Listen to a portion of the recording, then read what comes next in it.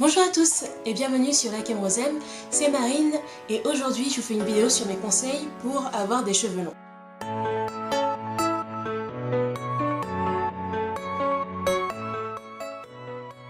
Donc on a eu pas mal de questions de vous qui nous demandiez quels conseils on pourrait avoir pour avoir des cheveux longs, donc on a décidé de vous faire cette vidéo.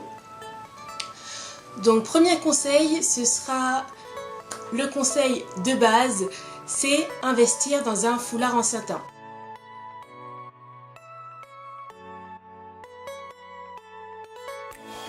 Pourquoi un foulard en satin? En fait, ce serait un foulard pour le porter la nuit. Donc, généralement, on a toute cette habitude de mettre un foulard pour porter la nuit. Mais généralement, ce sont des foulards qui ont une matière qui n'est pas très bonne pour les cheveux. Généralement, c'est du coton ou des matières synthétiques. Et ce qu'il faut, c'est du satin ou de la soie. En fait, ces matières-là permettent de protéger les cheveux et de retenir l'hydratation qu'il y a à l'intérieur de vos cheveux. Parce qu'en fait, le coton va agir comme une espèce d'éponge et absorber toute l'hydratation que vous avez dans vos cheveux et du coup, vous allez vous réveiller avec les cheveux secs alors que vous avez fait un soin la veille, un soin profond, que vous aviez les cheveux très doux avant d'aller vous coucher. Et en mettant ce foulard-là, vous allez perdre toute cette hydratation. Il y a aussi en fait le fait que pendant la nuit, on a pas mal de frottement des cheveux contre les coussins, les oreillers, etc. Et ça peut créer des casses à la longue et du coup ça va ralentir votre pousse des cheveux. Enfin, non, ça ralentit pas la pousse des cheveux, mais ça provoque de la casse. Donc du coup, vous avez l'impression que vos cheveux ne poussent pas. Donc investir dans un foulard en satin, c'est super important. Je vous le redis, le foulard en satin, ça va vous changer la vie. Lorsque j'ai acheté mon premier foulard en satin, j'ai vu tout de suite la différence. Je l'ai porté après avoir fait un soin et je me suis réveillée avec les cheveux super brillants alors que d'habitude, je me réveillais avec les cheveux secs. Je comprenais pas trop pourquoi. Et en fait, c'était parce que le coton absorbait l'hydratation de mes cheveux. Donc, conseil de base, la première chose que vous devez faire avant d'acheter quoi que ce soit, investir dans un foulard en satin. Ou en soie, c'est comme vous voulez. Si vous avez les moyens de vous payer de la soie, faites donc. Mais déjà un foulard en satin, c'est déjà bien. Vous pouvez en trouver chez Mix Beauty. Enfin, moi j'ai acheté le mien chez Mix Beauty, ça coûtait à peu près 3,50 €. Vous pouvez en acheter sur internet, sur Amazon, eBay ou sur des sites comme Duda, Belle & Ben, etc. Mais c'est assez facile à trouver et puis ça coûte pas très cher généralement. Donc deuxième conseil, je vais essayer de faire en sorte que cette vidéo soit pas trop longue parce que je vois que je commence déjà à parler un peu trop et on n'aime pas trop les vidéos trop longues. Donc si jamais cette vidéo dépasse plus de 10 minutes, je vais la couper et ça fera 2 vidéos. Donc deuxième conseil, hydrater régulièrement ses cheveux.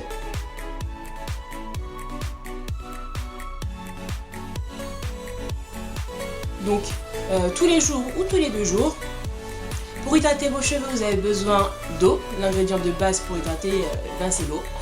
Donc vous allez avoir besoin juste d'un spray contenant de l'eau du robinet ou de l'eau minérale comme vous voulez.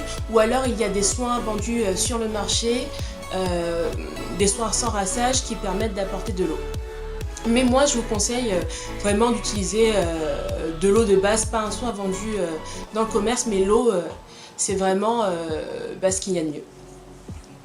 Donc vous prenez un spray contenant de l'eau, vous l'appliquez partout sur l'ensemble de votre chevelure et ensuite vous allez utiliser une huile qui va permettre que l'eau que vous venez juste d'apporter à vos cheveux ne s'évapore pas. Donc l'huile et l'eau ne se mélangent pas, donc l'huile va créer une barrière qui va emprisonner l'eau à l'intérieur des cheveux. Je conseille aussi d'utiliser une huile pénétrante.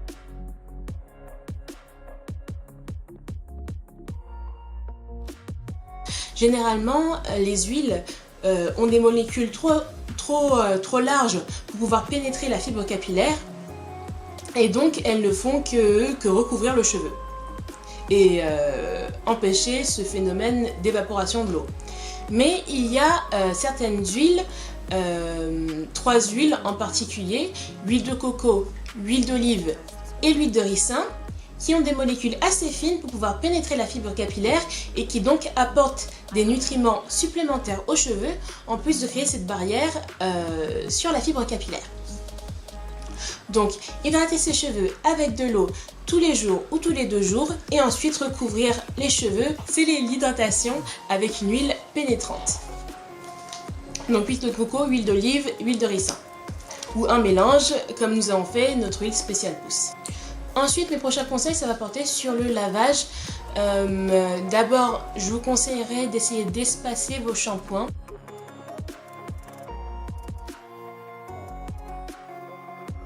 Parce que les cheveux crépus, on a généralement les cheveux très secs.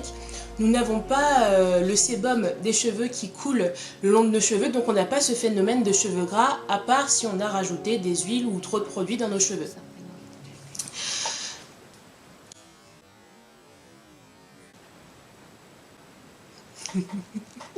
Qu'est-ce que je disais? On n'a pas les cheveux qui deviennent gras, donc on n'a pas besoin de les laver aussi souvent que des personnes qui ont les cheveux lisses. Donc je vous conseille de faire vos shampoings une fois par semaine, voire toutes les 2 semaines, en fonction des besoins de vos cheveux, puisqu'on n'a pas les cheveux qui deviennent gras. Et la seule chose que vous avez vraiment besoin d'enlever, ce serait la transpiration et les poussières et la pollution. Donc pour ça, vous n'avez pas besoin de faire un shampoing trop régulièrement. Donc espacez ces shampoings. Ensuite, privilégiez des shampoings qui ne contiennent pas de sulfate.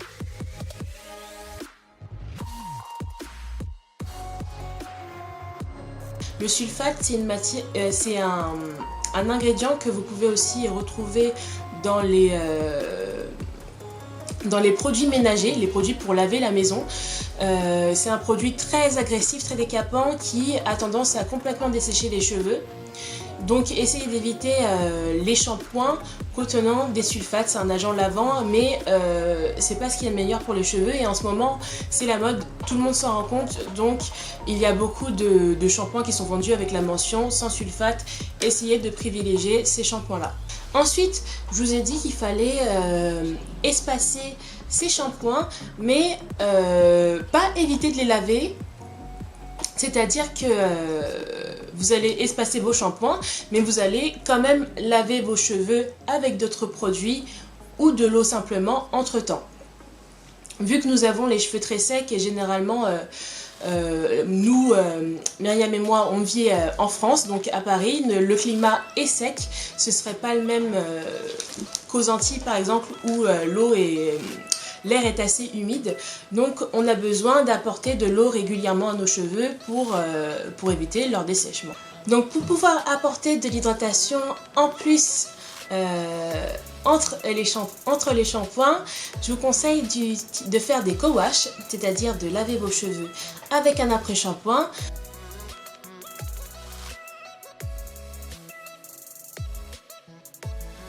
Les après-shampoings sont généralement suffisants pour nous pour enlever la transpiration, la pollution et les poussières. Et les après-shampoings sont notre meilleur ami puisqu'ils permettent aussi d'apporter de l'hydratation que nous cherchons désespérément. Donc faire des co-wash, donc mouiller ses cheveux et utiliser l'après-shampoing comme si c'était un shampoing traditionnel, l'axer sur l'ensemble des longueurs.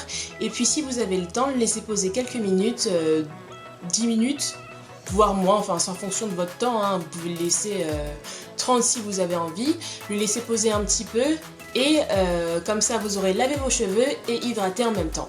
Donc préférez les co-wash et adaptez le nombre de fois que vous faites des co-wash dans la semaine en fonction de l'espacement de vos shampoings. Donc par exemple, si vous lavez les cheveux une fois par semaine, essayez de faire un co-wash au milieu de la semaine pour pouvoir réhydrater vos cheveux. Voilà, c'est tout pour aujourd'hui. J'espère que cette vidéo vous aura plu. Donc c'est une vidéo qui donne des conseils de base, hein. J'ai prévu de faire une série de vidéos pour chacun des conseils que j'ai donnés, pour pouvoir expliciter un peu plus les choses, vous montrer en images comment je fais tout ça.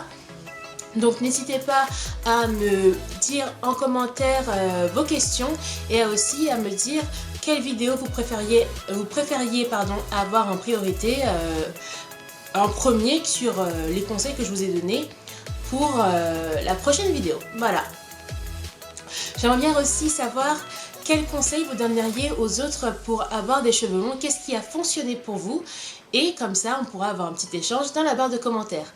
N'hésitez pas à liker et à vous abonner pour plus de vidéos et je vous dis à bientôt sur Laquemrosem. Bisous! Bonjour à tous et bienvenue sur la Rosem. On se retrouve pour une nouvelle séance de notre défi Perfect Body. Comme la fois précédente, prenez quelques minutes pour vous échauffer avant de commencer